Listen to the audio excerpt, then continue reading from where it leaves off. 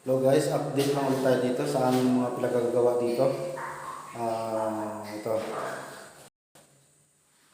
Itong bintana kasi, pinapinturahan ng may-ari ng chocolate brown kasi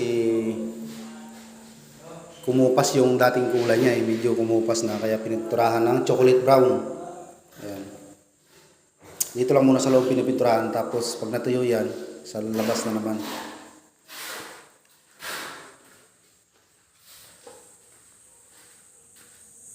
Ayan. Ayan, pinipinturahan niya kasi medyo kumupas na yung kulay eh. Kaya para maging bago tingnan, pininturahan ng chocolate brown. Chocolate brown yan, rock and roll, no? Oo, chocolate brown. Chocolate brown. Ang gumagawa natin yan si rock and roll. Ryan, Yami. Ayan. Nilalagyan nyo lang ng masking tape yung glass kasi para hindi madamay sa pintura. Tapos yung istira man dito, ayan, malapit na matapos si Albert. Ayan. Pangalawang araw niya ngayon nagbibinil. Hindi kasi madali-dali kasi medyo may kahirapan kasi ang daming tabas-tabas niya, no. Ayan. Yun, no. Medyo mahirap. Ito madali lang to kasi straight lang. Itong mahirap, oh. Ayan. Meron siya ibinil kasi maraming cutting. Ayan, oh. Ayan. Siguro bukas siya matatapos siya dito. Ayan, oh. Ilang step na lang yan. 1, 2, 3. Tatlong step na lang.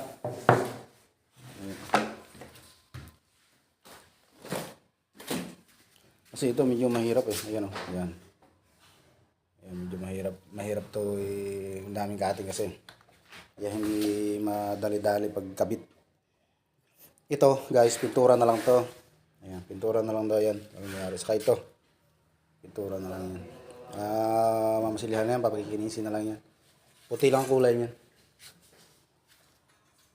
Dito naman sa labas, yan. Nakapagkabit na ng downspout. Ayan. Kinukulayan na rin ng kulay puti yung downspout para kapares ng kulay ng wall. Ayan. At siyempre, gumawa kami dito ng catch basing. Patakbo, papunta ron. Paikot, papunta dun sa drainage. Ayan. Punta yan dito. Dito si Togs. Akala ko masungka, ba't nagukay-hukay ka?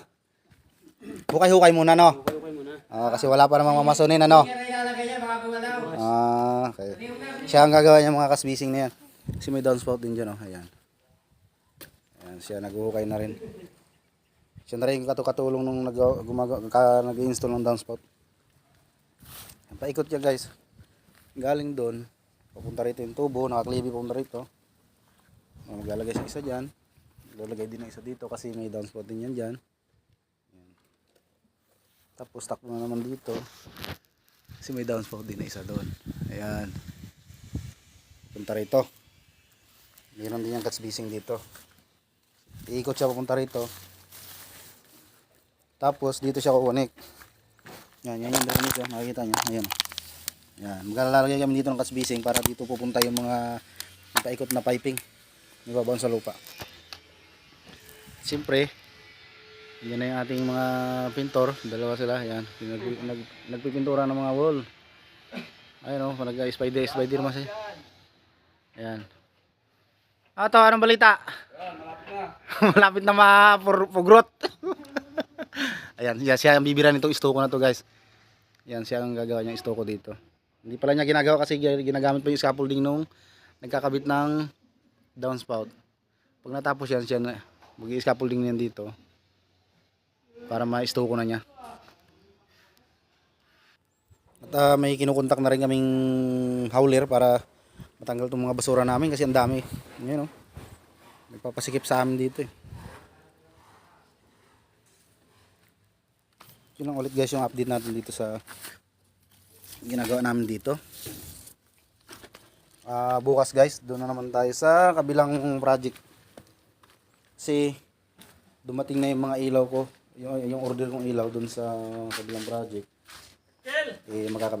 Nagkakabit na ako ng mga ilaw doon. Kaya abangan nyo yung mga video ko doon sa pag-install ko ng mga ilaw at kung ano-ano pa about electrical. Yun lang guys ulit at thank you for watching. Bye bye.